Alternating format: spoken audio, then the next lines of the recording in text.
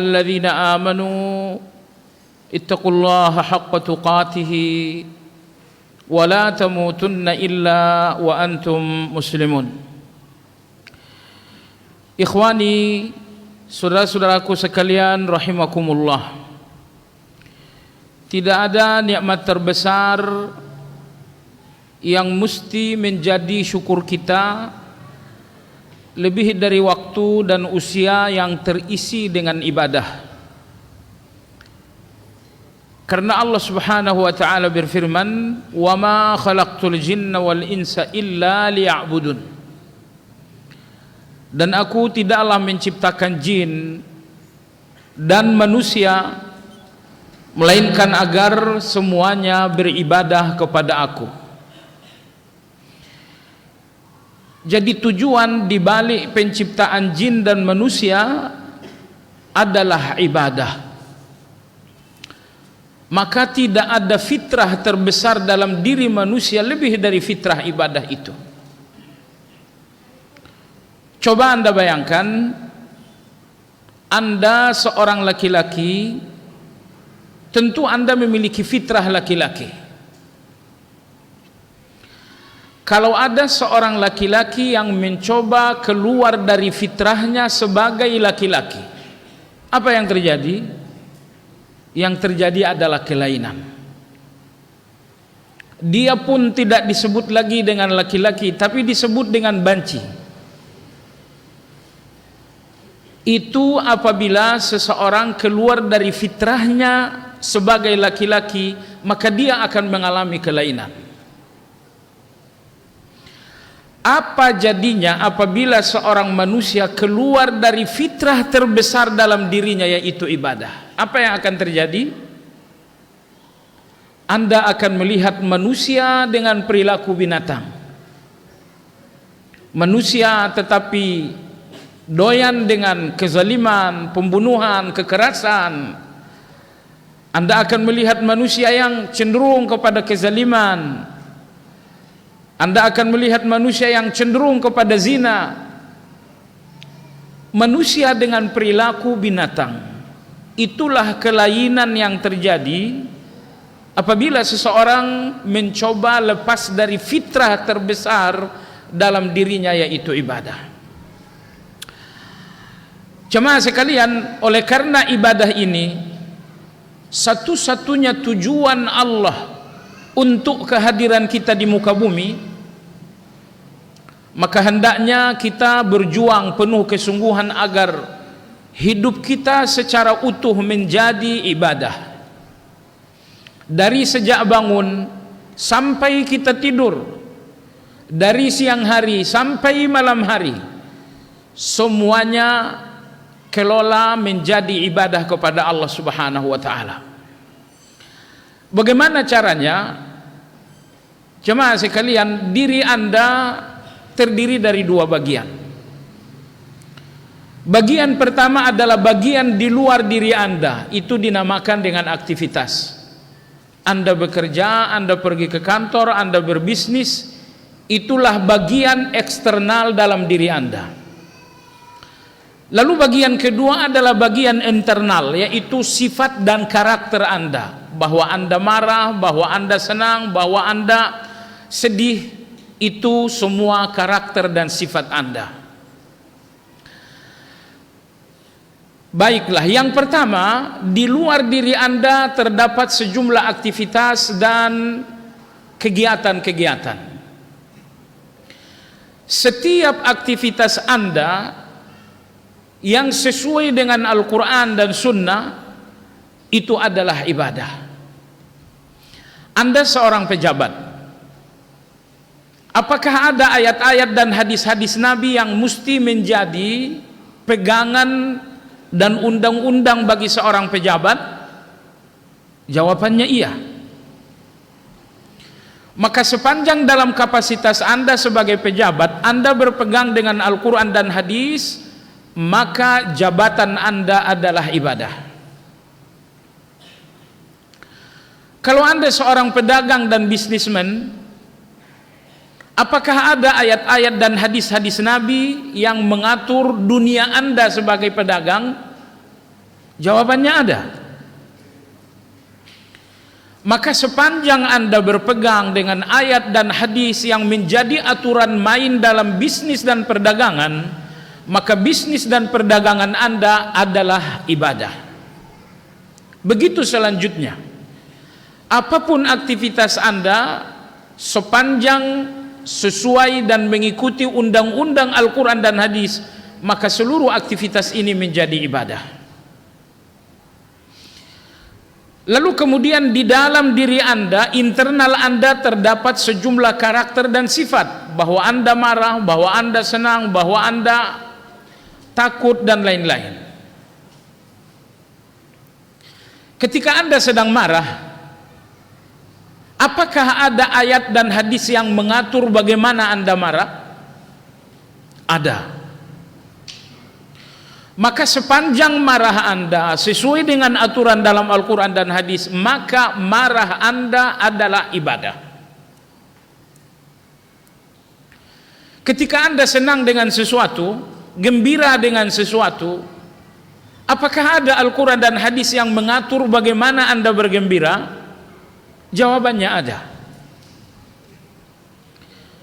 Maka sepanjang gembira Anda sesuai dengan aturan, gembira Anda adalah ibadah.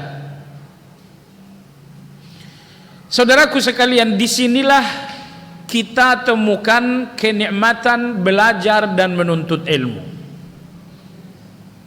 Karena melalui ilmu ini kita menemukan aturan bagaimana saya marah, aturan bagaimana saya gembira, aturan bagaimana saya bersedih, aturan bagaimana saya menjadi pedagang, aturan bagaimana saya menjadi seorang guru, sehingga totalitas hidup Anda menjadi ibadah. Di luar diri Anda terdapat aktivitas, di dalam diri Anda terdapat sejumlah sifat. Sepanjang aktivitas dan sifat-sifat Anda sesuai dengan aturan, semuanya menjadi ibadah yang bernilai mahal di depan Allah Azza wa Jalla. Saat ini dan detik ini kita berada dalam ibadah yang sangat agung, yaitu menuntut ilmu. Imam Ahmad rahimahullahu ta'ala mengatakan bahwa ibadah teragung setelah salat adalah menuntut ilmu. Tapi bagi orang-orang yang berniat ikhlas dalam menuntut ilmu. Baik jemaah sekalian, maka sekali lagi nikmat terbesar yang harus menjadi syukur kita ketika Anda melihat usia dan waktu Anda terisi dengan ibadah. Insya Allah sampai jam 20 sekian kita akan mengisi waktu dan usia ini dengan ibadah teragung setelah salat, yaitu menuntut ilmu. Oleh sebab itu saudaraku sekalian, luruskan niat, ikhlaskan niat, karena hanya dengan niat yang ikhlas itu waktu yang kita habiskan sampai jam 8 ini betul-betul menjadi ibadah di depan Allah. Ingat, tujuan pertama Anda belajar adalah ibadah. Tujuan yang kedua adalah pintar. Jangan dibalik. Sebagian orang belajar tujuannya agar pintar. Kalau tujuan Anda untuk pintar, maka mungkin ilmu akan menjadi senjata bagi Anda. Senjata untuk melukai fulan, senjata untuk mencederai fulan. Padahal ilmu tujuannya adalah untuk memperbaiki diri, bukan untuk melukai orang lain. Oleh sebab itu, tujuan pertama dan utama Anda dalam menuntut ilmu, dalam mendengarkan kajian, adalah ibadah kepada Allah Subhanahu wa ta'ala. Lalu tujuan yang kedua adalah untuk mendapatkan kecerdasan dalam beragama. Baiklah jemaah sekalian, saudaraku yang saya hormati, judul kajian kita seperti telah disampaikan pembawa acara adalah tentang mempelajari dan mengkaji ukhuwah Islamiyah yang terjalin di antara Muhajirin dan Ansar. Tidak ditemukan persaudaraan terindah sepanjang sejarah manusia lebih dari persaudaraan dan ukhuwah yang terjadi di antara Muhajirin dan Ansar. Maka persaudaraan Muhajirin dan Ansar berulang kali menjadi sanjungan Allah dalam Al-Quran. Anda tahu Allah adalah Al-Hamid, Allah adalah yang maha menyanjung. Apabila yang maha menyanjung telah menyanjung, maka sanjungan-sanjungan Allah itu tidak akan tercederai dengan celaan-celaan. Ketika Allah menyanjung para nabi, maka Anda lihat tidak ada lidah yang mencela para nabi. Tapi kalau Anda menyanjung seseorang, maka orang yang Anda sanjung itu masih saja dicela orang lain. Karena Anda bukan maha menyanjung, sehingga sanjungan Anda masih tetap menjadi celaan bagi orang lain. Tetapi Allah Azza wa Jal maha menyanjung, sehingga setiap sanjungan Allah akan menjadi sanjungan sepanjang masa. Apapun yang disanjung oleh Allah tidak pernah menjadi celaan bagi manusia. Betul, ada orang-orang keji yang mencela Nabi kita, padahal Nabi kita disanjung oleh Allah Azza wa Jal. Tapi coba lihat, satu celaan untuk Nabi SAW justru membuahkan gemuruh pujian yang dahsyat dari timur ke barat, sehingga celaan itu hanya membangkitkan pujian yang lebih besar dan sanjungan yang lebih agung untuk Nabi SAW. Jadi rupa-rupanya Allah ingin membangkitkan sanjungan yang lebih besar untuk Nabi SAW melalui celaan orang keji tadi.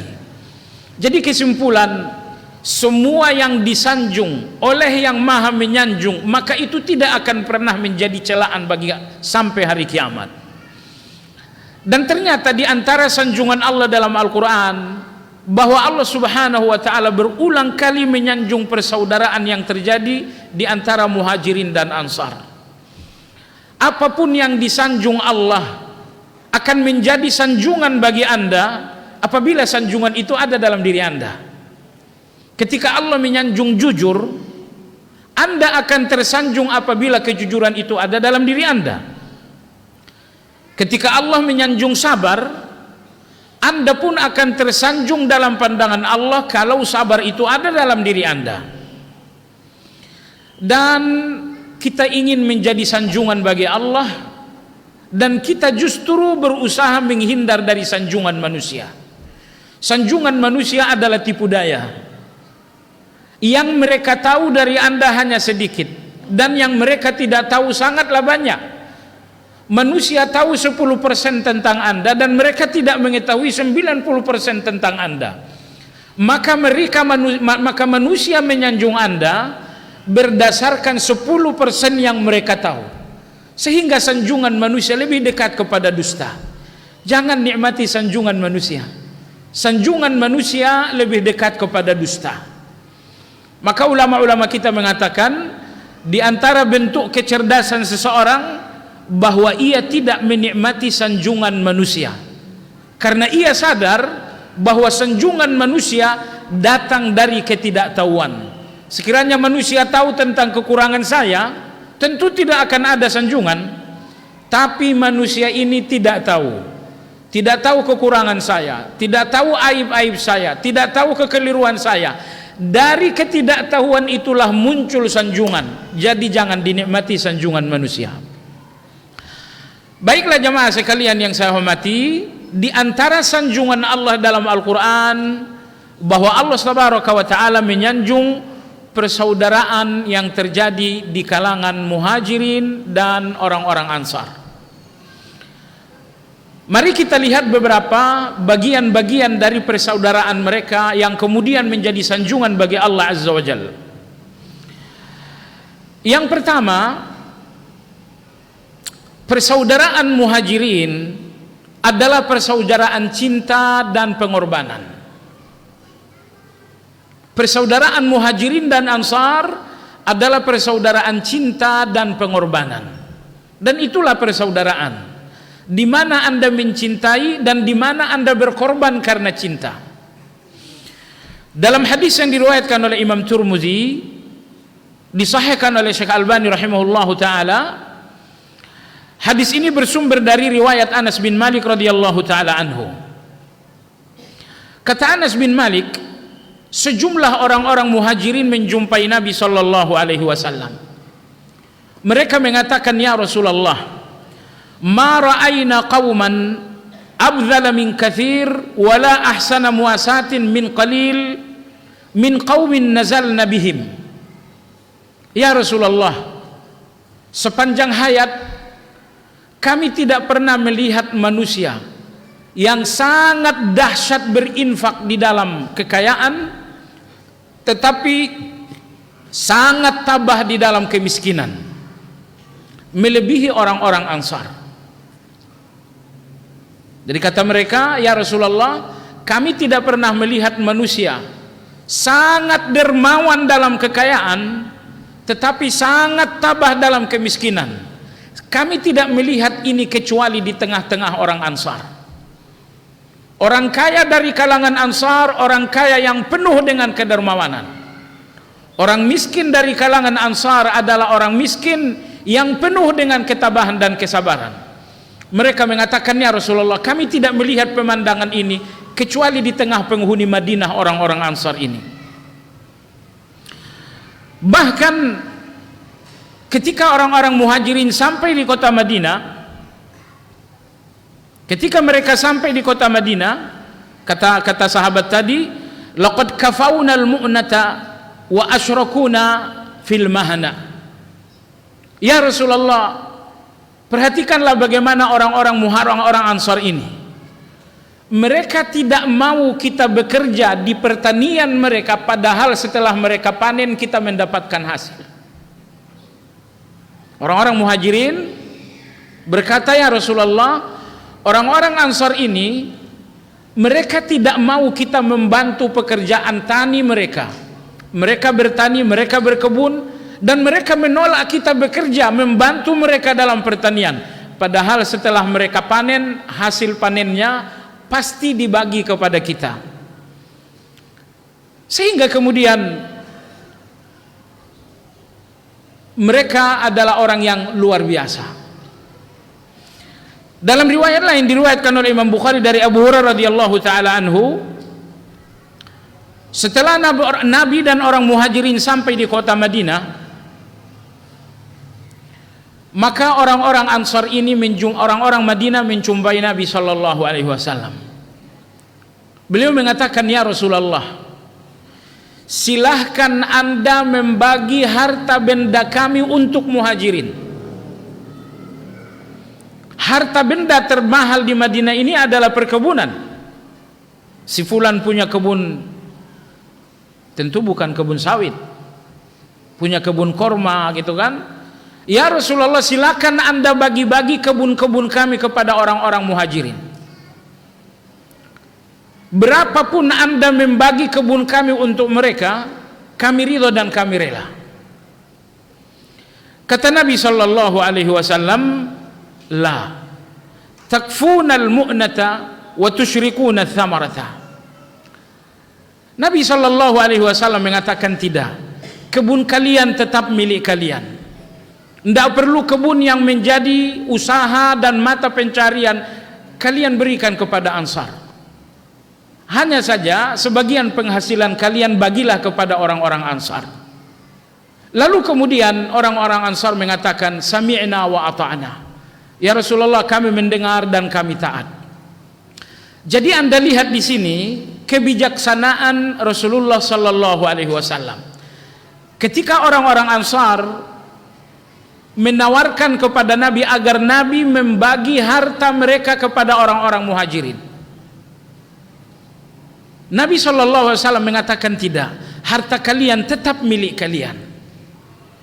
Jadi Nabi SAW menolak mencabut kepemilikan pribumi Ansar dan memberikannya untuk menjadi milik orang-orang Muhajirin. Nabi tidak melakukan hal itu. Tetapi Nabi SAW mengatakan, tetaplah harta kalian milik kalian, tidak perlu diserahkan kepada orang Muhajirin sebagian, tapi kalau kalian panen, kalau kalian berpenghasilan, bantulah orang-orang Muhajirin. Mereka mengatakan, sami'na wa ata'na, kami mendengar dan kami taat ya Rasulullah.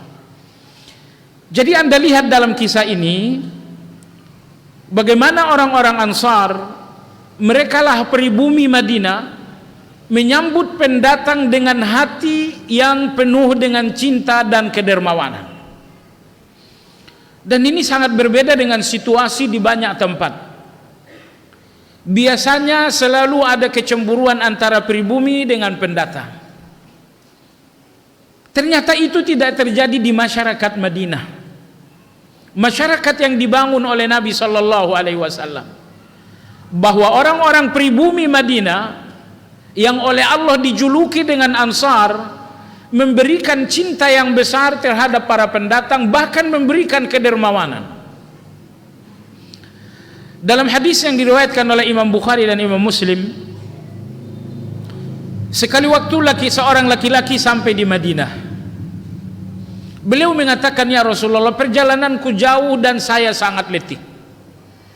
Saya ingin beristirahat di Madinah dan ingin menjadi tamu bagi Anda.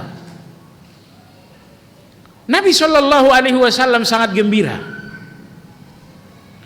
Lalu Nabi memerintahkan seseorang untuk menjumpai seluruh istri-istri Nabi Shallallahu Alaihi Wasallam. Siapa di antara istri-istri beliau yang siap untuk menjamu sang tamu?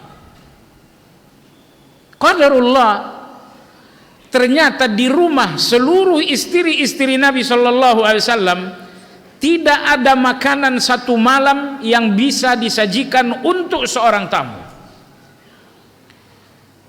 Jadi coba bayangkan kesederhanaan rumah terbaik di muka bumi. Rumah terbaik adalah rumah di mana Rasulullah Shallallahu Alaihi Wasallam berada. Di mana beliau tidur, di mana beliau beristirahat, itulah rumah terbaik. Tapi hari ini beliau kedatangan seorang tamu dan ingin menjamu, hanya menjamu satu malam saja. Ternyata di seluruh rumah-rumah beliau tidak ada makanan satu malam yang bisa untuk menjamu seorang tamu. Akhirnya Nabi Shallallahu Alaihi Wasallam bicara dengan para sahabat. Siapa di antara kalian yang siap? Siapa di antara kalian yang siap untuk menjamu tamuku? Maka seorang sahabat mengatakan, ya Rasulullah, saya akan menjamu tamu. Selanjutnya laki-laki ini pulang ke rumah. Dia berkata kepada istrinya, wahai istriku, aku telah menyanggupi untuk menjamu tamu Rasulullah Sallallahu Alaihi Wasallam malam ini. Apakah ada makanan untuk menjamu tamu? Istrinya mengatakan, makanan di rumah ini hanya cukup untuk anak-anak. Jangankan untuk tamu, kamu dan aku malam ini juga nggak ada jatah makan. Lalu kemudian laki-laki itu mengatakan, sekarang begini saja, apabila nanti telah terdengar azan Isya, tidurkan anak-anak, lalu kau siapkan masakan. Nanti setelah aku dan sang tamu mulai datang, mulai masuk rumah, kau padamkan lampu. Maka istrinya melakukan sinetron tersebut. Begitu masuk waktu Isya, anak-anak ditidurkan. Lalu kemudian ia memasak makanan yang sangat sederhana itu. Mendengar suami dan sang tamu akan datang, muncullah sinetron padamkan lampu. Laki-laki ini masuk dengan tamunya. Beliau mengatakan, wahai tamu Rasulullah, silakan makan. Laki-laki ini makan dan dia sendiri pura-pura makan, pura-pura tahak, pura-pura sendawa. Padahal sendawa masuk angin. Ya karena lapar, karena tidak makan. Sehingga sang tamu tidur dalam keadaan kenyang, sementara tuan rumah tidur menahan lapar. Di pagi hari Nabi Shallallahu Alaihi Wasallam memanggil laki-laki tersebut. Nabi Shallallahu Alaihi Wasallam bersabda, laqad dhahikallahu min sani'ikum al-lailata. Kata Nabi Shallallahu Alaihi Wasallam, sungguh Allah tertawa dengan perilaku kalian berdua semalam. Allahu Akbar. Sesungguhnya sungguh Allah tertawa semalam atas perilaku kalian terhadap tamuku.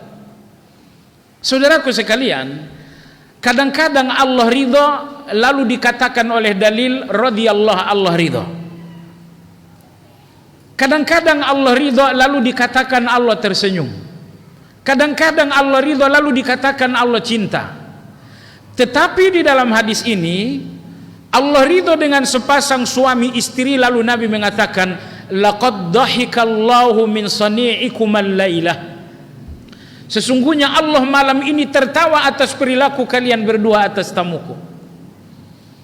Setelah itu turunlah firman Allah dalam surat Al-Hasyr, wa yu'thiruna ala anfusihim walau kana bihim khasasah wa man yuqa syuhha nafsihi faulaika humul muflihun. Orang-orang Madinah ini adalah orang-orang yang lebih mengutamakan orang lain ketimbang diri mereka, padahal mereka membutuhkan.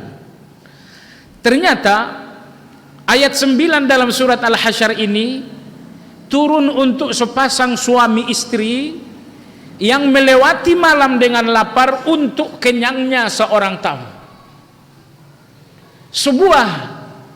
Sebuah kedermawanan yang luar biasa. Saudaraku sekalian, Anda tahu dermawan dalam agama kita ada 3 tingkatan. Dermawan yang paling tinggi dinamakan dengan itsar. Dermawan pada kelas kedua dinamakan dengan al-jud. Orangnya dinamakan jawad. Kedermawanan yang ketiga dinamakan dengan as-sakha. Baiklah, kedermawanan yang pertama adalah kedermawanan al-itsar, yaitu kedermawanan di mana Anda mengorbankan kebutuhan Anda untuk kedermawanan itu. Ini namanya itsar. Anda lihat sepasang suami istri tersebut, makan adalah kebutuhan mendasar manusia. Orang rela mati untuk makan itu. Tapi malam hari ini coba lihat bagaimana kebutuhan yang sangat primer itu dikorbankan untuk seorang tamu. Ini kedermawanan paling tinggi. Kedermawanan itsar, ketika Anda mengorbankan kebutuhan Anda untuk orang lain. Kedermawanan yang kedua dinamakan kedermawanan al-jud. Ketika Anda mengorbankan lebih banyak dan menyisakan lebih sedikit. Misalnya Anda punya uang 100.000, dari uang 100.000 itu kemudian sebanyak 80.000 Anda korbankan, dan Anda ambil 20.000. Anda tidak mengorbankan kebutuhan Anda, tetapi Anda mengorbankan dengan memberi yang lebih banyak dan menyisakan yang lebih sedikit. Ini dinamakan dengan al-jud. Lalu pengorbanan pada level yang paling rendah adalah pengorbanan as-sakha. Pengorbanan as-sakha ketika Anda memberi lebih sedikit daripada yang tersisa. Dari uang Anda 100.000, Anda berkorban 20.000. Yang tersisa di kantong dan dompet lebih banyak daripada yang Anda berikan. Yang tersisa untuk Anda lebih banyak daripada yang menjadi kedermawanan. Ini dinamakan kedermawanan as-sakha. Jemaah sekalian, tidak mungkin Anda berjalan menuju akhirat bersama-sama dengan harta Anda. Enggak mungkin. Yang mungkin harta Anda mendahului Anda. Harta Anda setelah Anda mungkin juga tidak. Jadi sekali lagi, mungkinkah seseorang pergi menuju Allah bersamaan dengan harta? Tidak mungkin. Tetapi yang mungkin, harta Anda mendahului Anda. Mungkin tahun besok Anda menjumpai Allah, dari sekarang buatlah harta Anda mendahului Anda menuju Allah. Lalu kemudian Anda menyusul tahun depan atau 2 tahun lagi. Tapi bahwa Anda ingin bersama-sama dengan harta menjumpai Allah, itu enggak mungkin. Atau yang ketiga, Anda duluan menjumpai Allah dan harta belakangan, itu pun rasa-rasanya enggak mungkin. Karena setelah Anda meninggal, harta Anda menjadi milik orang lain. Maka hanya satu yang bisa Anda lakukan. Harta Anda mendahului Anda menuju Allah, lalu kemudian Anda menyusul harta tersebut. walau bisyikki tamrin. Hindarilah neraka meskipun dengan sedekah separuh korma. Maka sedekah Anda adalah perlindungan bagi Anda dari neraka.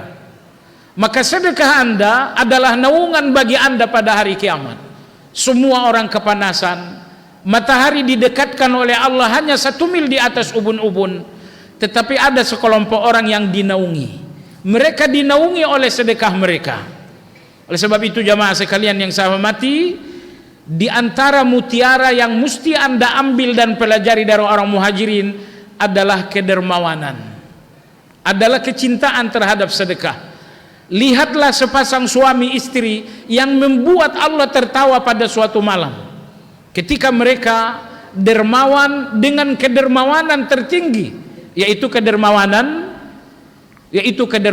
itsar. Dan saya kira ICM dalam proses membangun panti asuhan Mu'adz bin Jabal, satu kesempatan buat kita semua untuk berdonasi agar harta dan sedekah-sedekah kita menjadi naungan bagi Anda pada hari kiamat, agar harta dan sedekah-sedekah Anda menjadi perlindungan bagi Anda dari neraka. Baik jamaah sekalian yang saya hormati, inilah pemandangan pertama dari muhajirin, dari persaudaraan muhajirin dan ansar. Persaudaraan yang penuh cinta dan persaudaraan yang penuh dengan pengorbanan dan pemberian. Jemaah sekalian yang saya hormati, kemudian pemandangan yang kedua dalam persaudaraan muhajirin dan ansar adalah pemandangan iffatun nafs, pemandangan iffah. Apa yang dimaksud dengan iffah? Iffah itu artinya adalah kehormatan. Orang yang terlalu banyak menerima pemberian orang lain, kehormatannya tergadai. Sekali lagi, kehormatan orang yang terlalu banyak menerima tergadai. Kehormatannya lemah, kehormatannya sedikit. Oleh sebab itu jemaah sekalian, Anda wajib berjuang agar tidak menerima pemberian dan kebaikan orang terlalu banyak. Pepatah mengatakan kebaikan itu melemahkan. Semakin banyak Anda terima kebaikan orang lain, semakin Anda lemah di hadapan orang tersebut. Padahal Anda harus menjadi orang yang kuat. Anda harus bisa mengatakan tidak ketika memang harus tidak. Anda harus bisa menolak ketika memang harus menolak. Tapi jemaah sekalian percayalah, Anda akan menjadi orang yang lemah, nggak mampu menolak, nggak mampu mengatakan tidak ketika Anda terlalu banyak menerima kebaikan dari seseorang. Maka agar Anda tetap kuat, agar Anda memiliki kehormatan, berjuanglah agar tidak menerima pemberian orang lain terlalu banyak. Dalam hal ini Nabi sallallahu alaihi wasallam bersabda, "Man sana'a ilaikum ma'rufan fakafi'uh." Siapapun yang telah berbuat baik kepada kalian, sesegera mungkin dibalas. Nabi tidak mau Anda berhutang budi dengan orang lain. Maka kata Nabi, siapapun yang berbuat baik kepadamu, secepat mungkin dibalas. Agar apa? Agar engkau tidak berhutang budi kepada orang lain, agar kehormatanmu tidak tergadai dengan kebaikan orang lain, agar engkau tidak lemah dengan pemberian orang lain. Jadi kira-kira Anda tidak mampu membalas kebaikan orang lain, sebaiknya nggak usah menerima. Lalu Nabi SAW bersabda, kalau kalian tidak mampu membalas kebaikan orang lain, maka teruslah berdoa 1 tahun, 2 tahun, 3 tahun, sampai kalian merasa bahwa doa-doa kalian telah cukup untuk membalas kebaikan orang lain. Jadi pada dasarnya tidak boleh menerima kecuali mampu membalas. Itu undang-undang dalam agama kita. Ada seorang sahabat, hadis diriwayatkan oleh Imam Muslim, Ada seorang sahabat yang bernama Rabi'ah bin Ka'ab al-Aslami.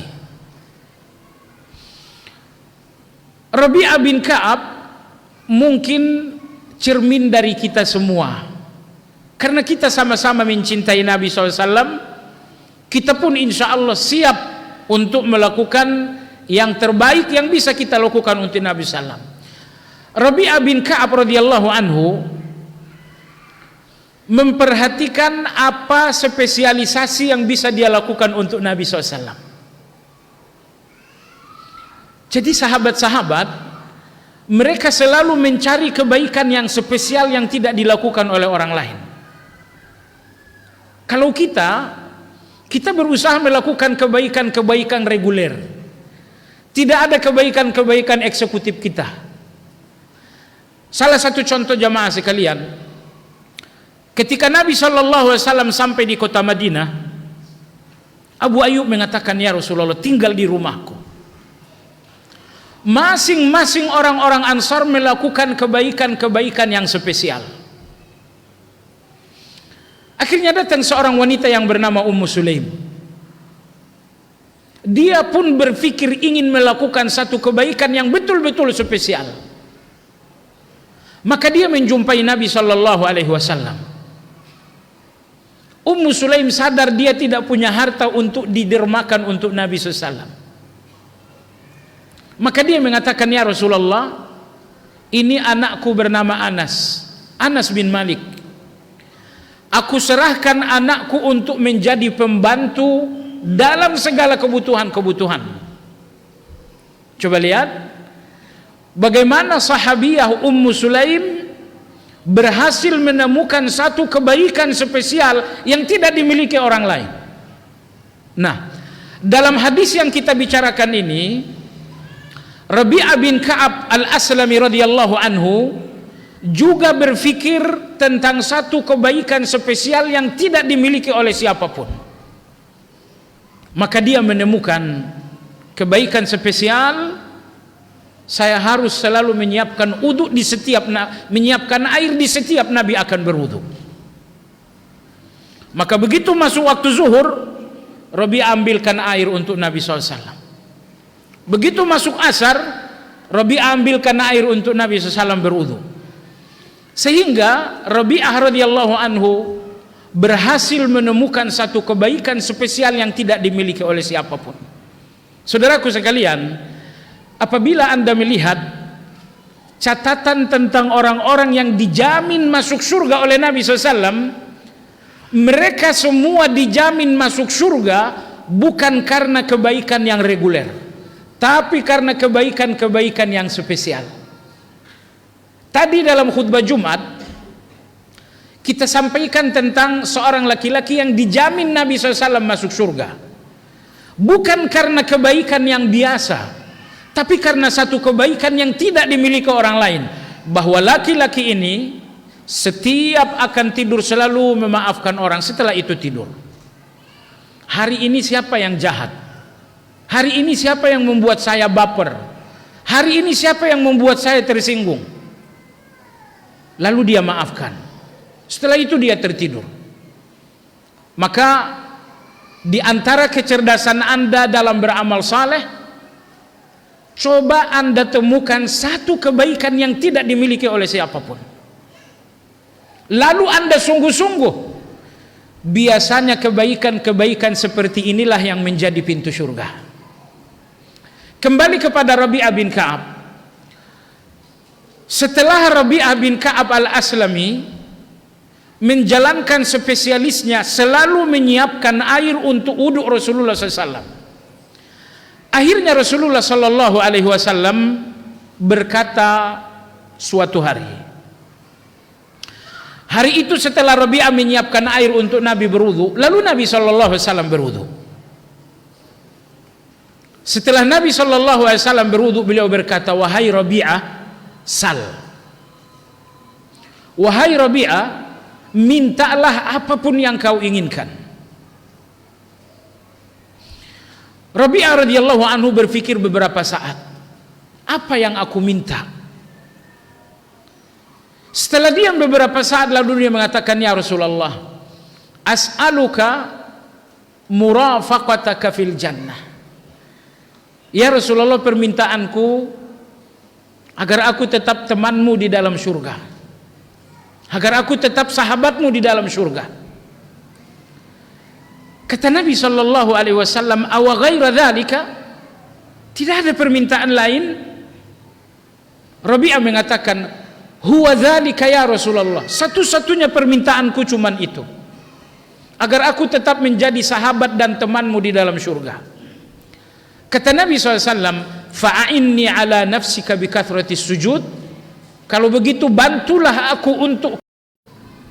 Apa yang dilakukan Nabi SAW? Bahwa beliau membalas apapun yang menjadi kebaikan Rabi'ah. Maka jamaah sekalian, orang-orang Ansar, orang-orang Muhajirin adalah orang-orang yang di dalam bersahabat, di dalam berukhuwah, mereka menegakkan iffatun nafsi. Mereka berusaha tidak menerima kebaikan orang lain. Ambil contoh misalnya dalam hadis yang diriwayatkan oleh Imam Bukhari dan Imam dari Anas bin Malik radhiyallahu anhu. Setelah orang-orang Muhajirin sampai di Madinah, mereka meninggalkan sanak saudara, mereka meninggalkan keluarga, sehingga mereka tinggal di Madinah tanpa saudara dan tanpa keluarga. Maka Nabi Shallallahu Alaihi Wasallam mempersaudarakan Muhajirin dengan Ansar. Maka Nabi Shallallahu Alaihi Wasallam mempersaudarakan Abu Bakar dengan Kharijah. Nabi Shallallahu Alaihi Wasallam mempersaudarakan Salman dengan Abu Darda. Termasuk Nabi Shallallahu Alaihi Wasallam mempersaudarakan Abdurrahman bin Auf dengan Sa'ad bin Rabi' radhiyallahu anhum. Nabi mengatakan, wahai Abdurrahman, wahai Sa'ad bin Rabi', kalian berdua bersaudara. Coba lihat apa yang terjadi dalam persaudaraan Muhajirin dan Ansar. Sa'ad bin Rabi' termasuk orang kaya di Madinah, dan dia pun memiliki beberapa orang istri. Begitu Nabi Shallallahu Alaihi Wasallam mengakadkan Abdurrahman menjadi saudara bagi Sa'ad, Sa'ad mengatakan, wahai Abdurrahman, saya punya uang, saya punya kekayaan, dan saya punya aset. Ambillah sebagian aset saya itu, dan kau datang ke Madinah ini tanpa istri, dan saya memiliki beberapa orang istri. Pilihlah istriku yang kira-kira cocok, akan kuceraikan untuk menjadi istri bagimu. Itsar bukan dalam soal uang saja, tapi hatta dalam soal istri pun beliau itsar. Sa'ad radhiyallahu anhu enggak cuma dermawan dengan uang, bahkan dia dermawan dengan hatinya. Mana ada suami yang enggak menyayangi istri? Rata-rata kita suami rela mati untuk cinta kita kepada istri. Berlebihan enggak?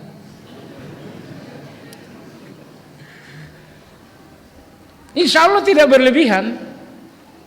Tapi cobalah jamaah sekalian perhatikan bagaimana ukhuwah ini sampai kepada satu pengorbanan yang sangat ajaib. Ketika Sa'ad radhiyallahu anhu mengatakan, wahai Abdurrahman, kau pilih istriku, kuceraikan untuk.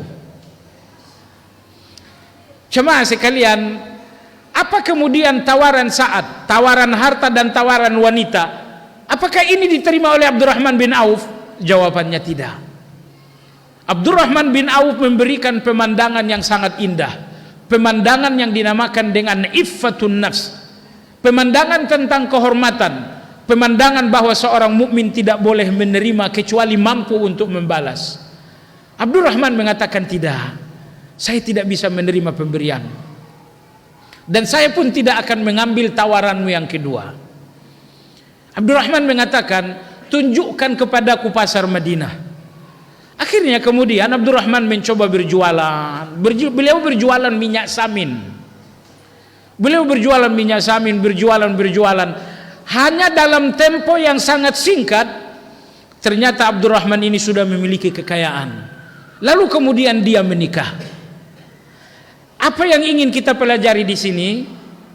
Abdurrahman dalam posisi butuh, karena dia datang ke Madinah tanpa harta. Dia datang ke Madinah tanpa istri.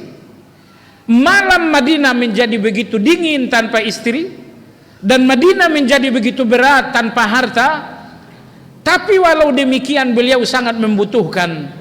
Ternyata iffatun nafs dan kehormatan lebih mahal daripada itu semua. Abdurrahman radhiyallahu anhu tidak mau mengorbankan kehormatannya ketika dia menerima pemberian Sa'ad bin Rabi' radhiyallahu anhu. Oleh sebab itu saudaraku sekalian, di tengah-tengah kita ada orang yang butuh. Lalu di samping orang yang butuh banyak juga orang-orang yang baik. Namun saudaraku sekalian, apapun butuh Anda, mintalah kepada Allah Azza wa Jalla. Tidak usah meminta kepada manusia. Nabi kita memeluk Ibnu Abbas yang saat itu berusia 9 tahun. Nabi menyampaikan beberapa nasihat. Salah satu nasihat Nabi kepada Ibnu Abbas, "Idza sa'alta fas'alillah, wa idza sta'anta fasta'in billah." Apapun yang ingin kau minta, mintalah kepada Allah Subhanahu wa taala. Dan saat engkau butuh pertolongan, minta pertolonganlah kepada Allah Azza wa Jalla. Jadi di antara persaudaraan Muhajirin dan Ansar, Anda melihat pemandangan yang kedua, yaitu pemandangan iffah, pemandangan kehormatan, bahwa meskipun orang-orang Muhajirin datang ke Madinah dengan kebutuhan, dengan ketidakmampuan, dengan kemiskinan, tapi orang-orang Muhajirin tidak memanfaatkan itu untuk menerima, apalagi untuk meminta. Oleh sebab itu dalam catatan sejarah, orang-orang Muhajirin sampai di Madinah, beberapa saat mereka numpang hidup, numpang tidur, numpang di rumah orang-orang Ansar. Tapi itu hanya beberapa hari, hanya beberapa minggu. Setelah itu orang-orang Muhajirin ini membuat rumah sendiri-sendiri. Ketika orang-orang Muhajirin tidak mampu berdagang karena tidak ada modal, maka orang-orang Muhajirin ini menawarkan jasa. Mereka menjadi tenaga kerja di perkebunan-perkebunan milik Ansar. Agar apa? Agar mereka mendapatkan hasil dari itu. Jadi inilah pelajaran yang kedua dari pelajaran Muhajirin dan Ansar, bahwa dalam persaudaraan Anda disayangi, dalam persaudaraan Anda diperhatikan, tapi walau demikian kehormatan Anda jangan Anda gadaikan dengan meminta. Bahkan jangan gadaikan walaupun dengan sekedar menerima. Anda boleh menerima dengan catatan Anda membalas. Dalam posisi Anda tidak mampu membalas, sebaiknya Anda tidak boleh menerima. Dan Nabi mengatakan, kalau tidak mampu membalas materi dengan materi, maka balas materi dengan doa. Tapi jangan sampai Anda menerima tanpa Anda memberi. Ini yang dinamakan dengan iffah. Azan dulu teman-teman, masuk waktu. Azan dulu, fadhil. Baik, ikhwatal iman, kita jeda azan sebentar dan kita dengarkan kumandang azan yang akan dilakukan oleh saudara kita.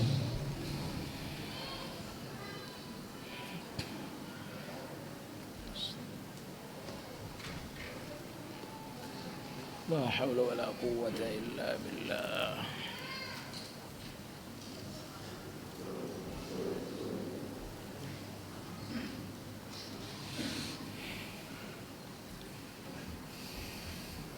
Allahu Akbar, Allahu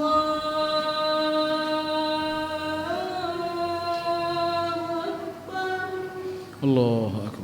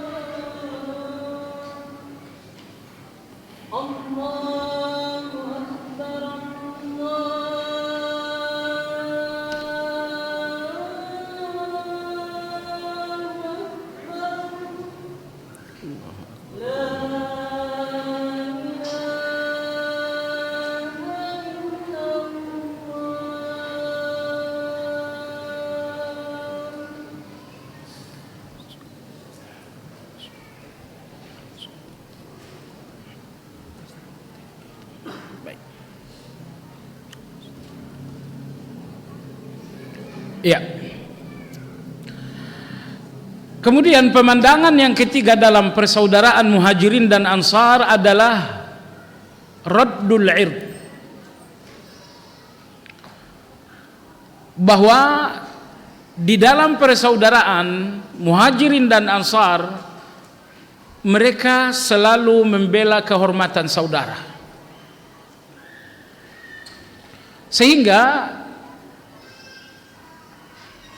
ketika ada yang menyampaikan fitnah, menyebarkan hoax, melakukan tuduhan dan tahzir, mereka nggak mau tinggal diam. Mereka akan berbicara untuk membela fitnah dan tuduhan-tuduhan tersebut. Kami tidak pernah mengenal dan mendengar dari Aisyah Ummul Mukminin kecuali kebaikan.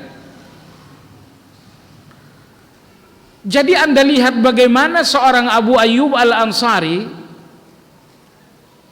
membela kehormatan Aisyah radhiyallahu taala anha. Dan di antara contoh terbaik dalam hal ini adalah kejadian dalam perang Tabuk. Saya kira Anda sudah mendengarkan kisah ini dalam kajian Riyadhus Shalihin. Ketika Nabi SAW bertolak menuju Tabuk, ketika itu ada 3 orang yang tidak ikut. Salah satunya adalah Ka'ab bin Malik radhiyallahu taala anhu. Ka'ab bin Malik radhiyallahu anhu mengatakan, "Lam yadhkurni an-nabiy sallallahu alaihi wasallam illa ba'da ma wasala Tabuk." Dalam perjalanan Madinah menuju Tabuk, Nabi tidak mengingat aku kecuali setelah beliau sampai di Tabuk. Sesampainya di Tabuk, Nabi SAW melihat sahabat-sahabat dan ternyata beliau tidak melihat Ka'ab. Nabi SAW bersabda, "Ma sana'a Ka'ab?" Kenapa Ka'ab bin Malik tidak hadir? Sebelum saya lanjut jamaah sekalian, di antara sunnah Rasulullah sallallahu alaihi wasallam bahwa Anda bertanya tentang seorang kawan yang lazimnya datang ternyata nggak datang. Misalnya ada seorang teman kita, ada ikhwan kita selalu hadir dalam kajian, tiba-tiba malam ini nggak datang. Anda nggak boleh cuek bebek. Bertanyalah kenapa dia tidak hadir. Anda lihat dalam hadis ini tadi, sesampainya di Tabuk, Nabi SAW melihat para sahabat, ternyata Nabi tidak melihat Ka'ab. Lalu Nabi bersabda, "Kenapa aku tidak melihat Ka'ab?" Dan ini adalah kebiasaan Rasulullah SAW. Diriwayatkan oleh Imam Abu Daud dari Abu Sa'id Al-Khudri. Kata Abu Sa'id Al-Khudri radhiyallahu anhu, setiap kali Nabi SAW menyampaikan kajian, selalu ada seorang laki-laki yang datang sambil menggendong belakang anak kecilnya. Anda tahu gendong belakang? Gendong belakang seperti ini. Ada seorang laki-laki yang selalu datang sambil menggendong belakang anak kecilnya. Sesampainya di masjid, laki-laki ini duduk mendengarkan Nabi berbicara sambil memangku anak kecil itu. Anak kecil usia 4-5 tahun. Kata Abu Sa'id Al-Khudri radhiyallahu anhu, pokoknya setiap Nabi SAW menyampaikan kajian, selalu laki-laki itu dalam keadaan seperti itu. Datang bawa anak digendong belakang, setelah sampai di majelis lalu dia memangku anaknya. Besok Nabi kajian dia datang duduk sambil memangku anak. Setiap Nabi kajian laki-laki ini selalu bawa anak dan memangku anak. Suatu hari Nabi SAW tidak melihat laki-laki ini. Ini yang ingin saya jelaskan, bahwa di antara sunnah adalah bertanya tentang seorang teman yang tidak hadir padahal biasanya hadir. Hari ini Nabi SAW tidak melihat laki-laki yang selalu memangku anak kecil itu. Maka Nabi SAW bersabda, di mana laki-laki yang selalu memangku anak kecil? Seseorang menjawab, ya Rasulullah, apakah Anda tidak tahu kalau anaknya kemarin sudah wafat? Rasulullah sallallahu alaihi wasallam tidak membuang waktu. Saat itu juga Rasulullah SAW menjumpai laki-laki itu. Nabi SAW mengatakan, anakmu wafat. Kata dia, ya Rasulullah, betul anakku wafat. Nabi sallallahu alaihi wasallam melihat kegelisahan yang sangat dalam. Dan saya pikir Anda yang memiliki anak kecil bisa memproyeksikan masalah ini dalam diri Anda. Nabi melihat kegelisahan dan kesedihan yang sangat dalam. Akhirnya Nabi sallallahu alaihi wasallam bersabda, ayyuma ahabbu ilaika, mana yang paling engkau sukai? An ya'isha umraka, pilihan pertama, anakmu hidup di sepanjang usiamu. Pilihan yang kedua, an yasbiqaka fala tajidu baban min abwabil jannati illa wa yaftahuhu laka. Atau yang kedua, anakmu mendahuluimu sehingga tidak ada pintu-pintu surga malaikat dibuka anakmu untukmu. Ini dua pilihan. Mana yang paling engkau sukai?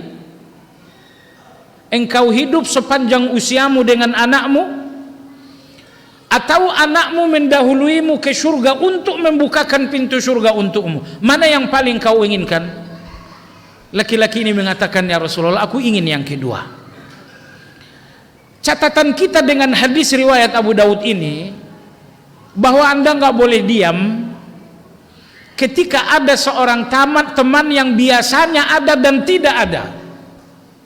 Biasanya hadir lalu tidak hadir. Anda nggak boleh diam. Kalau Anda tahu teleponnya, silahkan ditelepon. Wahai fulan, biasanya kamu selalu hadir, kenapa malam ini tak hadir? Kamu sakit? Atau ada musibah? Atau ada kesulitan? Jadi jamaah sekalian, kehidupan cuek itu tidak masuk dalam kamus ukhuwah. Tetapi berusahalah tahu apabila saudara Anda tidak hadir, tidak datang padahal biasanya dia hadir dan datang. Kembali kepada kisah Ka'ab radhiyallahu anhu. Sesampainya Nabi sallallahu alaihi wasallam di Tabuk, Nabi memperhatikan para sahabat. Lalu Nabi sallallahu alaihi wasallam tidak menemukan Ka'ab. Beliau sallallahu alaihi wasallam bertanya, ma sana'a Ka'ab? Aku tidak melihat Ka'ab. Ada apa dengan Ka'ab bin Malik? Seorang laki-laki dari suku Bani Salamah menjawab, syaghalahu burduhu wa itufaihi. Ya Rasulullah, beliau sibuk dengan pakaiannya. Maksudnya apa? Ya Rasulullah, Ka'ab bin Malik tidak hadir karena dia nggak mau merusak penampilannya dengan perang. Dia sibuk dengan penampilannya, dengan gayanya, maka dia nggak ikut perang. Tentu saja ini komentar yang sangat buruk. Ini komentar yang sangat buruk. Saat itu seorang sahabat bernama Mu'adz bin Jabal mengatakan, bi sama qulta, alangkah buruknya komentarmu tentang Ka'ab bin Malik. Lalu Mu'adz bin Jabal mengatakan, ya Rasulullah, ma alimna anhu illa khairah. Ya Rasulullah, Ka'ab memang tidak hadir, tapi tidak ada catatan kami tentang Ka'ab kecuali catatan kebaikan. Inilah ukhuwah. Ketika Ka'ab difitnah oleh laki-laki Bani Salamah, Anda lihat bagaimana jiwa ukhuwah dari Mu'adz bin Jabal, kemudian berkata, bi sama qulta, buruk sekali komentar kamu, jahat sekali ucapan kamu. Laki-laki atau Mu'adz bin Jabal enggak cuman membantah laki-laki ini, bahkan dia kemudian mengatakan, ya Rasulullah, tidak ada yang kami tahu tentang Mu'adz kecuali tentang kebaikan. Dari sini ambil dua pelajaran tentang ukhuwah. Pelajaran pertama, kapanpun Anda dengarkan komentar buruk tentang saudara Anda jangan diam. Ambillah posisi Mu'adz bin Jabal radhiyallahu anhu. Orang-orang yang datang dengan komentar buruk, dia mengambil peran seperti laki-laki Bani Salamah tadi. Tetapi Anda yang telah memahami ukhuwah, ambillah posisi Anda di posisi Mu'adz bin Jabal. Lakukan dua hal. Yang pertama, bantah fitnah dan tuduhan itu, dan yang kedua, sampaikan pujian. Jangan sekedar membantah tuduhan, jangan pula sekedar memuji.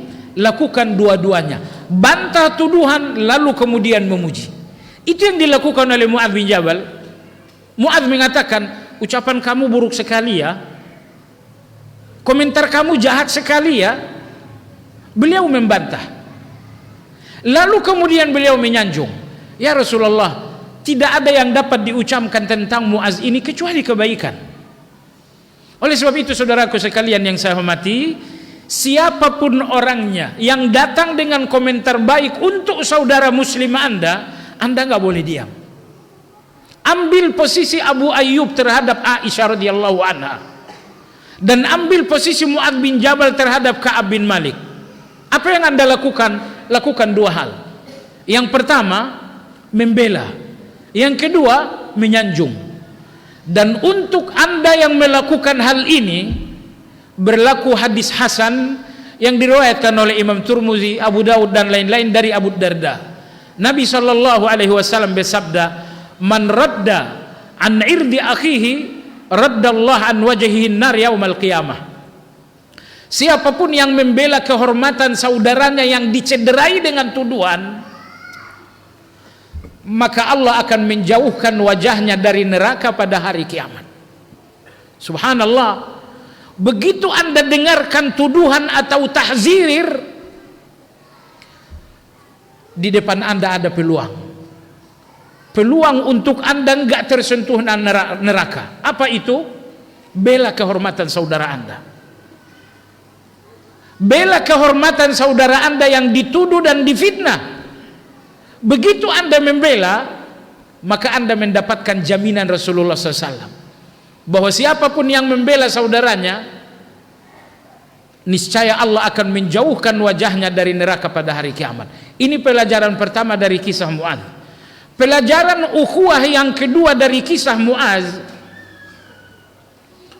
usahakan menafsirkan segalanya tentang saudara Anda dengan penafsiran yang baik. Mu'adz bin Jabal tidak tahu kenapa Ka'ab bin Malik tidak ikut dalam perang Tabuk. Dia tidak tahu. Namun demikian, Mu'adz bin Jabal mencoba menafsirkan ketidakhadiran itu dengan satu kemungkinan yang baik. Ingat, apabila saudara Anda seolah-olah salah ataupun salah, tapi ternyata Anda mampu memberikan kemungkinan baik untuk kesalahan itu, niscaya kesalahan itu bukan lagi kesalahan. Contoh, Anda mengundang kawan Anda untuk acara di rumah Anda. Tentu kewajibannya adalah hadir. Ternyata dia nggak hadir, ini kesalahan. Ini kesalahan. Tapi dengan jiwa yang lapang, Anda mencoba mencari kemungkinan baik untuk kesalahan itu. Lalu Anda mengatakan, dia nggak datang padahal saya undang. Kemungkinan dia sakit. Kemungkinan dia lupa. Kemungkinan ada uzur. saat satu kesalahan berhasil dibungkus dengan kemungkinan positif dan kemungkinan baik, niscaya kesalahan ini tidak lagi kesalahan. Dan ingat, kesalahan ini Anda akan terluka, Anda akan tersiksa, Anda akan tersinggung sepanjang kesalahan itu tidak menemukan alasan baik dari Anda. Tapi apabila kesalahan seorang kawan menemukan kemungkinan dan alasan baik dari Anda, niscaya kesalahan ini enggak membuat Anda terluka. Kesalahan ini enggak akan membuat Anda tersinggung. Anda akan tetap nyaman. Anda tidak akan suudzon, disebabkan karena Anda dengan jiwa besar, dengan hati yang lapang memberikan kemungkinan dan alasan positif untuk kesalahan kawan Anda.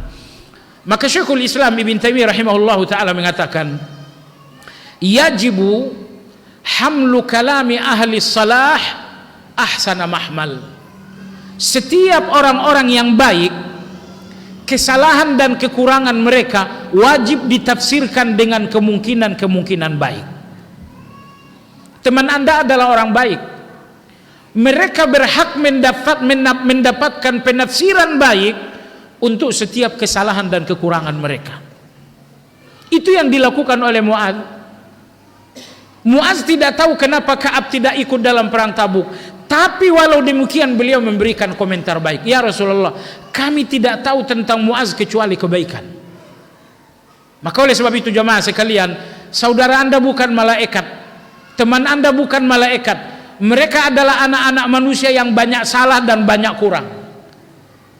Berjuanglah untuk memberikan alasan yang baik untuk kesalahan teman Anda, agar Anda tidak kehilangan teman, agar Anda tidak tersinggung dengan kesalahan itu.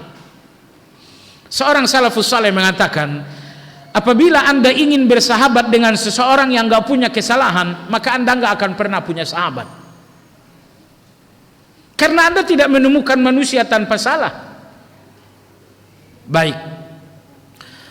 Kemudian pelajaran terakhir dalam ukhuwah Muhajirin dan Ansar adalah pelajaran tentang nasihat. Dalam persaudaraan, dalam ukhuwah, kita harus berbagi nasihat.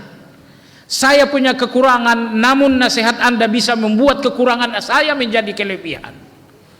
Anda punya kesalahan, namun kesalahan Anda menjadi kebenaran ketika dalam kesalahan itu saya berikan nasihat. Maka Nabi bersabda, ad-dinun nasihat, agama ini adalah nasihat. Contoh terbaik dalam hal ini riwayat Imam Bukhari dari Abu Juhaifah radhiyallahu anhu, bahwa Nabi sallallahu alaihi wasallam mempersaudarakan Salman Al-Farisi dengan Abu Darda radhiyallahu anhuma. Suatu hari Salman Al-Farisi menjumpai dan mendatangi Abu Darda di rumah Abu Darda. Dia berkunjung.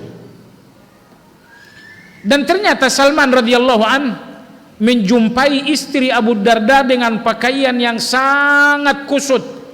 Enggak ada perhiasan sama sekali. Karena saat itu belum turun ayat tentang hijab. Belum turun ayat tentang hijab. Maka Salman mengatakan, wahai istri sahabatku, kenapa penampilan seperti ini? Bajumu jelek, penampilanmu rombeng, gak ada daya tarikmu sama sekali. Kenapa kau tak berhias untuk saudaraku Abu Darda? Istri Abu Darda mengatakan, saudaramu tidak lagi membutuhkan dunia.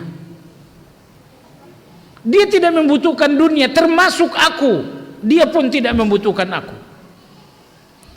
Salman radhiyallahu anhu akhirnya bermalam di rumah itu. Tak lama kemudian datang Abu Darda. Lalu Abu Darda menyiapkan makanan. Wahai Salman, makanlah. Kata Salman, kamu tidak makan? Kata Abu Darda, saya puasa. Kata Salman, saya nggak makan kalau kamu nggak makan. Akhirnya Abu Darda membatalkan puasa dan makan bersama dengan Salman. Malam harinya Salman radhiyallahu anhu tidur di rumah itu. Ternyata jemaah sekalian, baru saja mulai tidur, mungkin jam 8, jam 9, ternyata Abu Darda sudah bangun. Dia ingin melakukan tahajud. Salman mengatakan tidur. Lalu tengah malam Abu Darda bangun lagi untuk tahajud. Salman mengatakan tidurlah. Maka Abu Darda pun tidur. Di akhir malam Salman membangunkan Abu Darda untuk sholat tahajud, lalu kemudian sholat tahajud.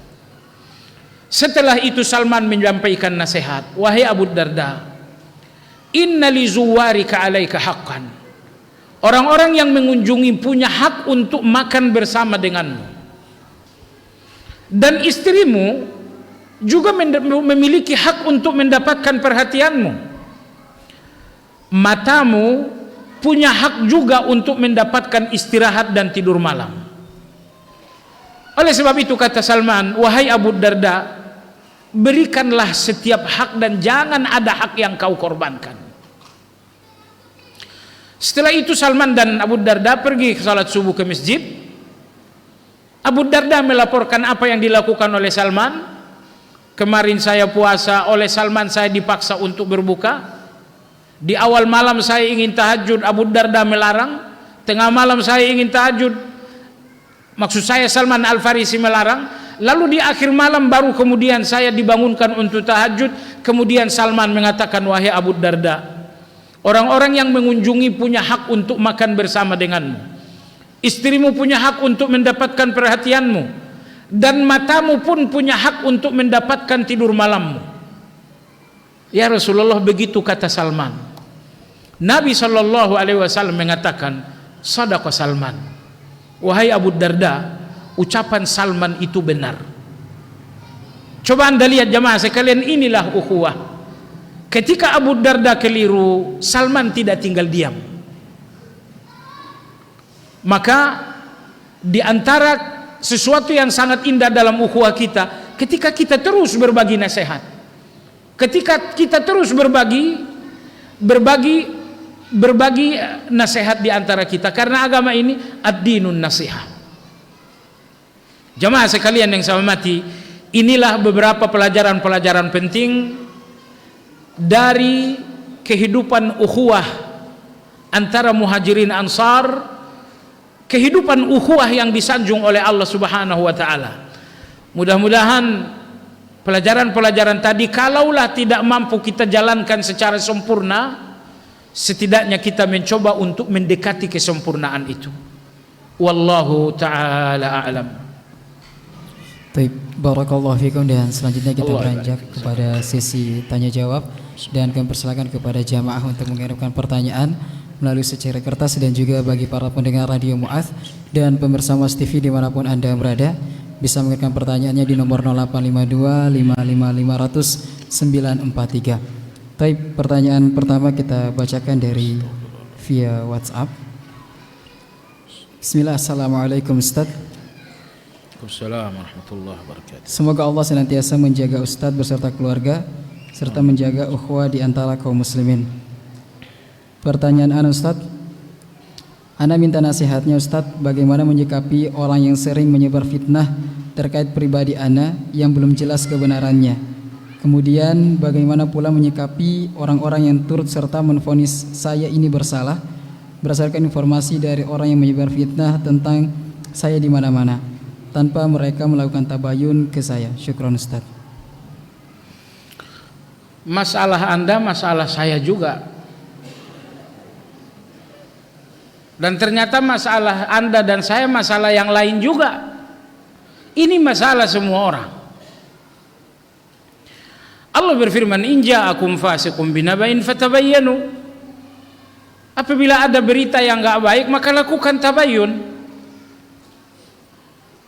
Ternyata banyak persoalan, banyak kesalahan, ketika tabayun ternyata nggak ada masalah sama sekali.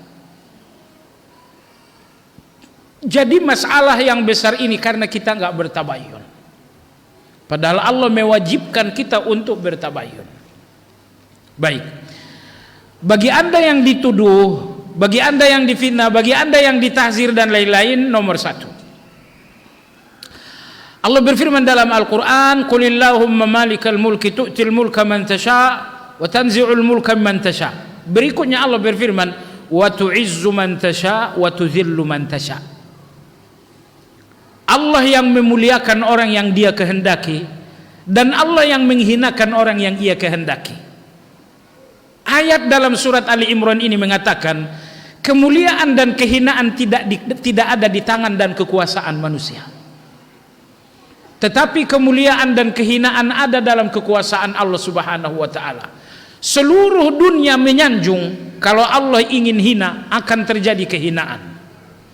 Sebaliknya, seluruh dunia memfitnah dan menuduh, namun Allah inginkan kemuliaan, Anda akan tetap mulia. Kehormatan Anda tidak ada dalam sanjungan manusia. Kehinaan Anda tidak ada dalam caci maki manusia. Tetapi kemuliaan Anda, kehinaan Anda ada di dalam kekuasaan Allah Azza wa Jalla. Jadi tenanglah.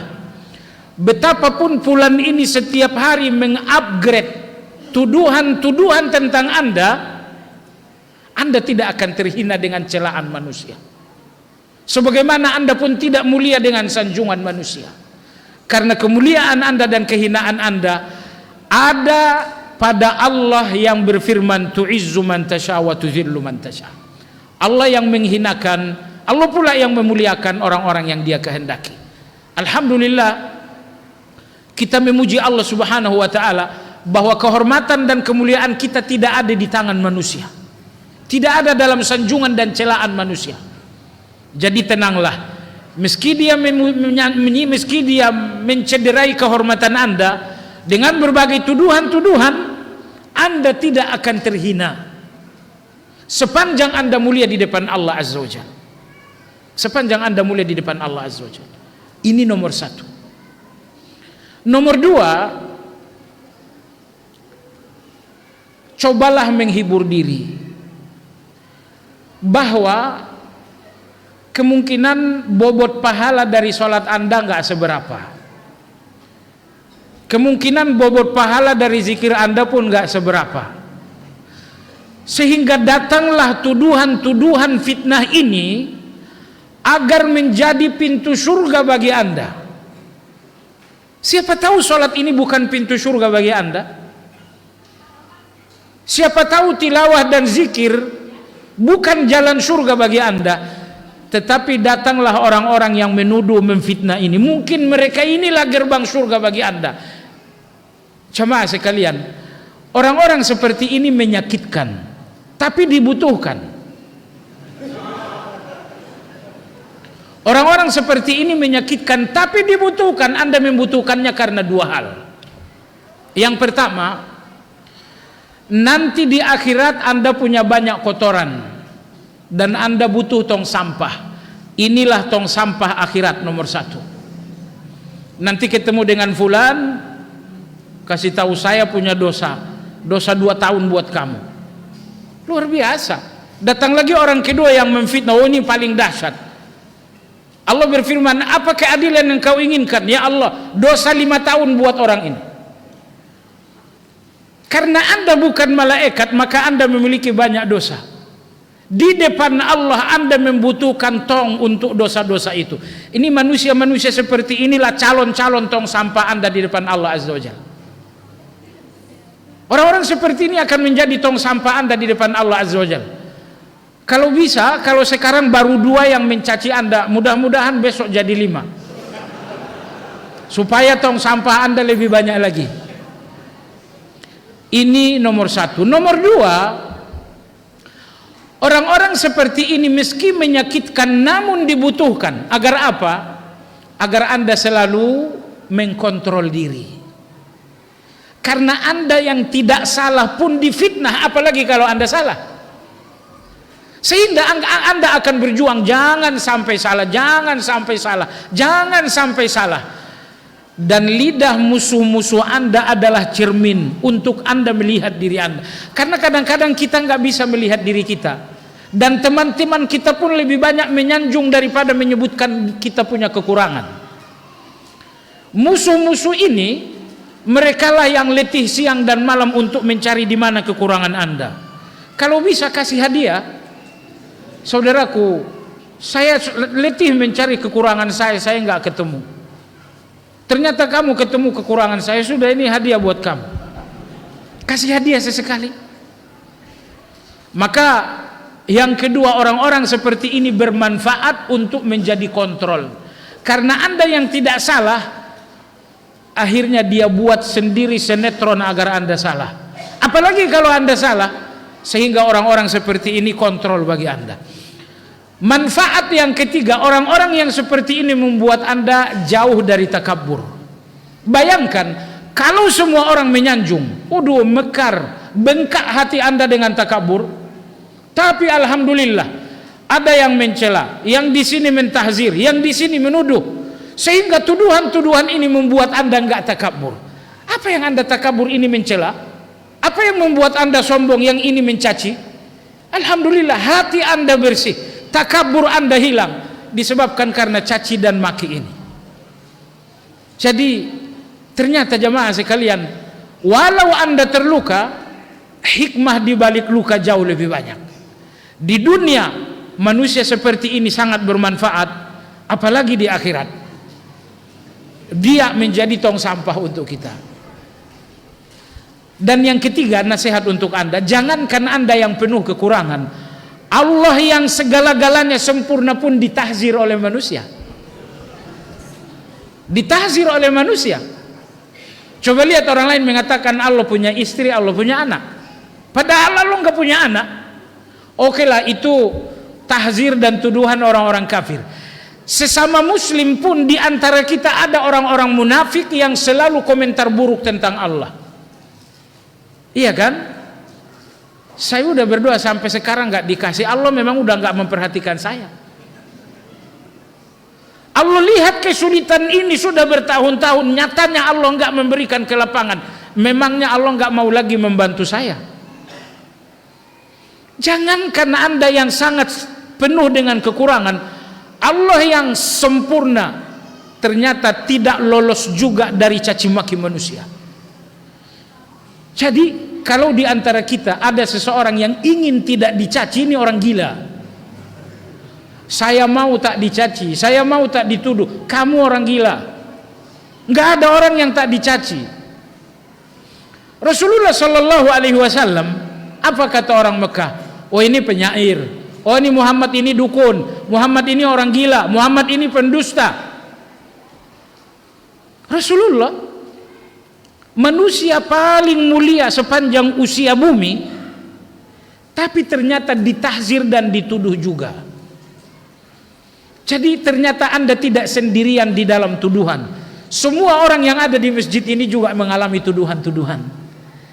Jadi oleh sebab itu, yang terbaik untuk Anda lakukan begitu Anda dituduh oleh orang lain, Allahumma ajurni fi musibati. Ya Allah, berikan aku pahala dalam tuduhan-tuduhan ini. Dan yang terakhir, Anda jangan membalas. Anda jangan membalas. Abu Bakar radhiyallahu anhu dimarahi oleh orang munafik. Abu Bakar diam.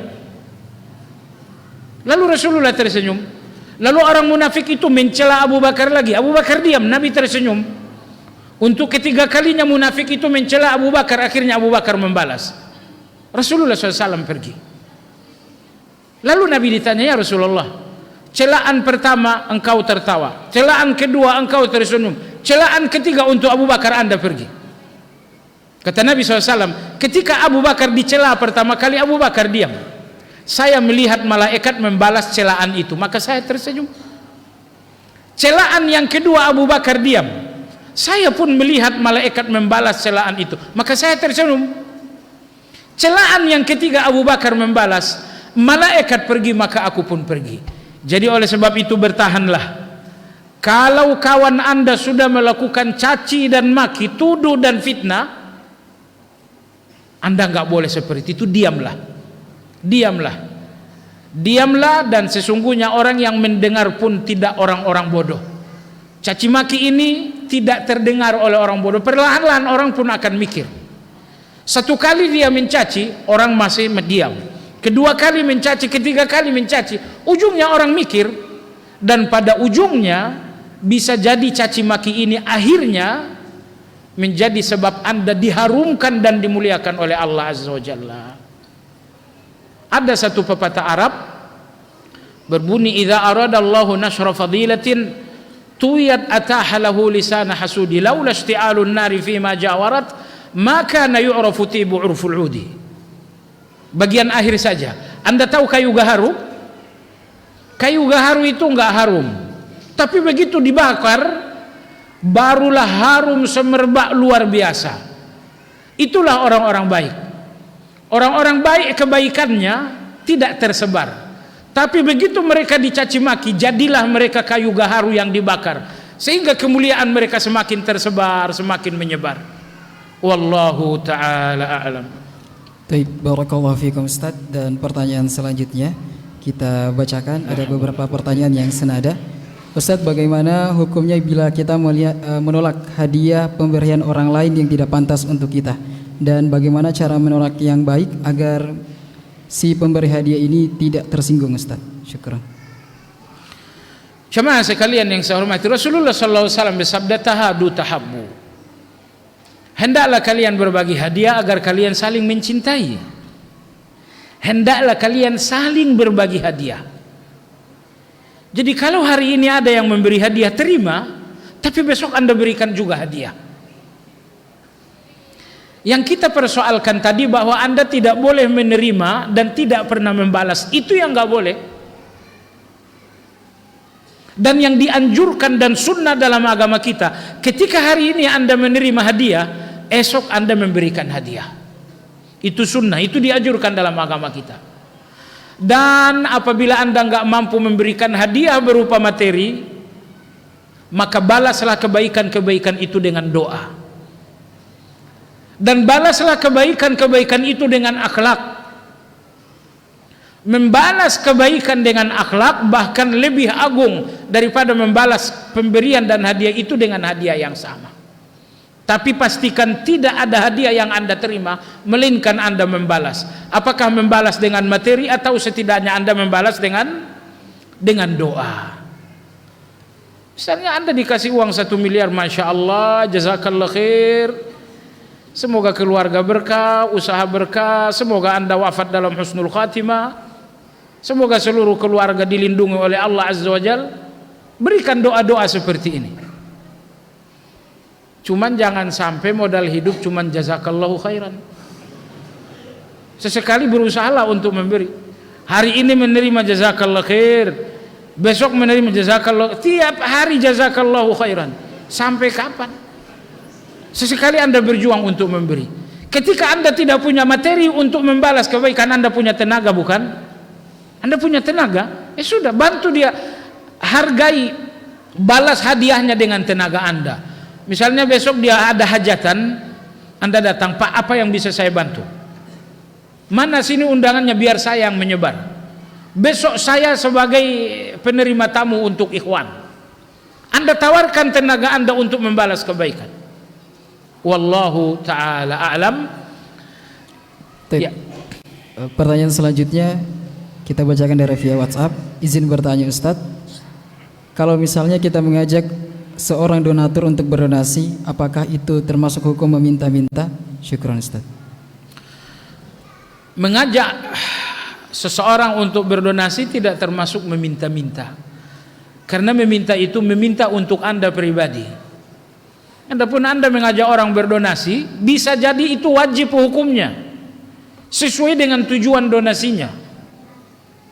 Kalau misalnya ada seorang kawan dalam keadaan sakit parah, tanpa uang 100 juta nyawanya tidak tertolong, donasi dalam kondisi seperti ini hukumnya wajib. Karena donasi ini untuk keselamatan nyawa seorang mukmin. Maka hukum donasi sesuai dengan donasinya. Tapi Anda sebagai panitia, jangan sampai donasi ini 75%, 25% untuk kantong panitia. Jangan. Itu yang nggak boleh. Tapi sepanjang donasi Anda jujur untuk donasi, yang Anda lakukan tidak dinamakan meminta-minta. Wallahu ta'ala a'lam. Pertanyaan selanjutnya. Bismillah, barakallahu fikum Ustaz. Bagaimana cara kita membangun masyarakat kita agar bisa menjadi masyarakat yang madani, masyarakat yang berilmu, dan masyarakat yang mulia? Syukran Ustaz. Imam Malik rahimahullahu ta'ala mengatakan, tidak ada yang memperbaiki umat ini kecuali hal-hal yang memperbaiki umat terdahulu. Apa saja faktor-faktor yang memperbaiki generasi Rasulullah, generasi sahabat, hanya itulah faktor-faktor yang akan memperbaiki umat ini. Kalau kita ingin memperbaiki masyarakat ini dengan teori-teori, bukan dengan cara yang digunakan Nabi SAW, justru Anda akan melihat pemandangan yang semakin buruk. Maka kata kunci untuk memperbaiki umat, perbaikilah umat ini dengan cara-cara yang digunakan Nabi memperbaiki umat. Allah Subhanahu wa taala sengaja mengutus Rasulullah untuk memperbaiki masyarakat yang sangat rusak. Bagaimana Nabi memperbaiki masyarakat yang rusak itu pula yang seharusnya kita lakukan hari ini. Maka tidak usah misalnya kita memperbaiki masyarakat dengan cara A, cara B. Anda terlalu capek dengan teori, ujung-ujungnya tidak ada. Anda ingin memperbaiki masyarakat, Nabi kita sukses memperbaiki masyarakat. Tugas Anda adalah mengambil cara-cara beliau, mempelajari cara-cara beliau, karena hanya cara beliau yang bisa untuk memperbaiki masyarakat. Dan Nabi kita memperbaiki masyarakat dengan ilmu. Ilmu yang pertama kali ditanamkan oleh Nabi SAW adalah tauhid. Subhanallah, sekiranya tauhid yang tiga, tauhid uluhiyah, tauhid rububiyah, tauhid asma wa sifat, sekiranya tiga tauhid ini benar-benar kokoh dalam jiwa manusia, Anda akan melihat Abu Bakar Siddiq model baru. Anda akan menemukan Umar bin Khattab model baru. Anda akan melihat Mu'adz bin Jabal model baru.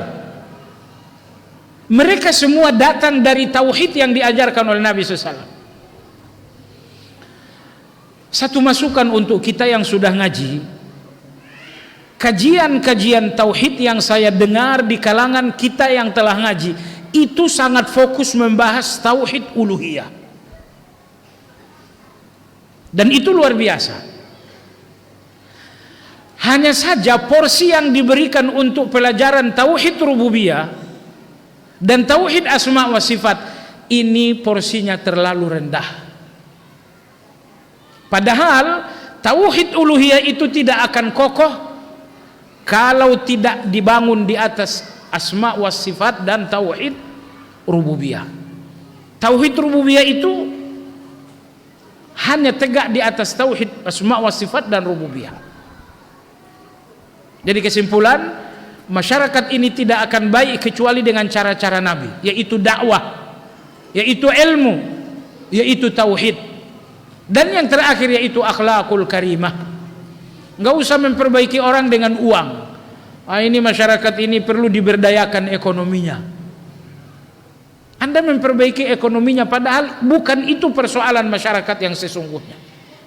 Jadi sekali lagi, jawaban atas pertanyaan tadi adalah ucapan Imam Malik bahwa tidak ada yang memperbaiki umat ini kecuali hal-hal yang memperbaiki umat terdahulu di zaman Nabi SAW. Wallahu a'lam.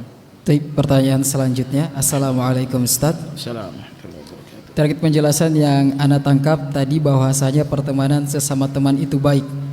Apabila ada teman kita yang selalu buat kita marah dan menguji kesabaran kita, dan ketika beliau berbuat salah sama kita, ia tidak pernah mau minta maaf. Apakah berdosa jika saya meninggalkan teman seperti ini dan memberikan dia pelajaran? Soalnya nantangin terus Ustaz, bikin emosi saya. Syukran Ustaz, mohon penjelasannya. Iya, manusia dalam hidup Anda cuma dua. Ada manusia ujian bagi Anda, dan ada manusia nikmat untuk Anda. Ada manusia ujian untuk Anda dan ada manusia nikmat untuk Anda. Jangankan orang lain, bahkan orang rumah Anda pun Nabi Allah Tabaraka wa Ta'ala berfirman, "Inna min azwajikum wa auladikum aduwwan lakum fahdharu." Terkadang istrimu dan anak-anakmu musuh bagimu. Jadi kalau istri, anak dan darah daging kita kadang-kadang musuh, apalagi orang jauh. Ini nomor satu. Nomor dua, kalau memang kawan ini kawan yang selalu salah dengan Anda, berarti dia bukan tipe orang yang boleh jadi kawan. Agama ini ingin agar kita bahagia. Ibnu Qayyim rahimahullah mengatakan, ada 4 yang membuat manusia bahagia. Kalau Anda orang bahagia, mestinya Anda tahu yang 4 ini. Hal pertama membuat manusia bahagia, kata Ibnu Qayyim, selalu melihat pemandangan yang hijau. Ya, kita pergilah ke mana namanya, ke puncak. Di sini ada puncak enggak? Ini. Nomor 2, melihat air yang mengalir. Yang ketiga, melihat tanaman yang berbuah dengan ranum. Yang keempat ini yang saya garis bawahi, bersahabat dengan orang-orang yang saleh. Jadi sahabat yang bikin marah tadi bukan sahabat yang saleh.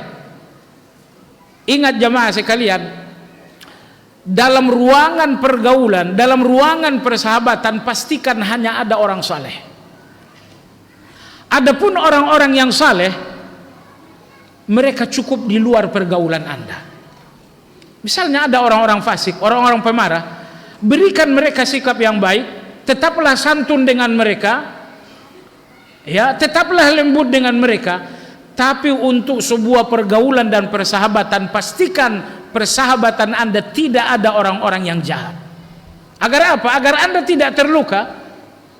Agar apa? Agar Anda tidak tertular kejahatan tersebut. Maka kalau Anda terganggu sekali dengan orang-orang seperti ini, berarti Anda memasukkan orang jahat dalam pergaulan, dan itu kesalahan. Itu kesalahan. Orang-orang jahat, mereka tidak berhak memasuki pergaulan dan persahabatan Anda. Mereka di luar itu. Ya, antara Anda dengan dia ada ukhuwah, betul, tetapi soal pergaulan dan persahabatan hanya dengan orang-orang baik saja. Hal yang ketiga yang Anda lakukan terhadap kawan seperti ini, tentu Anda nasihati. Anda nasihati, Anda pun jangan diam saja, berikan nasihat. Ya, kalau misalnya diberikan nasihat juga nggak bisa dan dia tetap dengan kejahatannya, tinggalkan. Tinggalkan. Kenapa? Karena memang orang-orang jahat nggak boleh jadi sahabat. Perlahan-lahan, kalau Anda bersahabat dengan orang yang terus membuat Anda marah, perlahan-lahan hati Anda akan keras. Hari ini Anda dibuat marah, besok dibuat marah, tiap hari dibuat marah, ujung-ujungnya hati Anda rusak. Oleh sebab itu jangan bersahabat dengan orang ini. Tetaplah tegur sapa, tetaplah bersikap baik, tapi untuk menjadi sahabat orang seperti ini tidak boleh jadi sahabat. Wallahu ta'ala a'lam. Baik, ikhwatal iman azza-Allah, pertanyaan tadi merupakan pertanyaan terakhir di malam hari yang berbahagia ini, dan kita ucapkan jazakumullah khairan, barakallahu fikum kepada guru kita yang telah menyampaikan materi kajian di malam ini, dan kami ucapkan jazakumullah khairan kepada antum yang telah mengikuti kajian kita di malam hari yang berbahagia ini pula. Dan kami mohon maaf kepada antum yang telah mengirimkan pertanyaan atau telah menuliskan pertanyaan, tidak kami bacakan karena waktu yang sangat terbatas. Dan kita tutup kajian kita di malam hari yang berbahagia ini dengan doa kafaratul majelis. Subhanakallahumma wa bihamdik, asyhadu an la ilaha illa anta, astaghfiruka wa atubu ilaik. Wassalamualaikum warahmatullahi wabarakatuh. Waalaikumsalam warahmatullahi. Muaz TV, saluran televisi satelit Anda.